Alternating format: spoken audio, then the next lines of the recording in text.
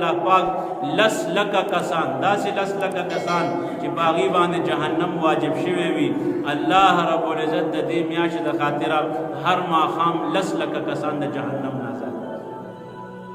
څنګه آزادوي د الله رحم دی د الله کرم دی الله نه څوک تپوس کولو واده نشته بیا په ټوله روژه کې چې څومره آزاد کړي د اختر په شپه باندې هغه ټول په یو ځای د هغې تعداد مطابق د یو اندازې مطابق په کروڑونو شپږ کروڑه انسانان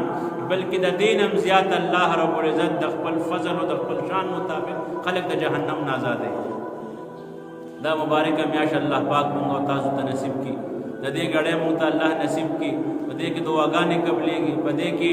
نوافل په دې کې د صلات تسبیح اهتمام په دې کې د تلاوت دو شیزونو اهتمام ډېر پکار دی په دې یو دا چې کم وخت موږ ته ملاویږي د دنیا د کار نه چونکې دنیا دکان پټې ملازمت موږ سره ضروري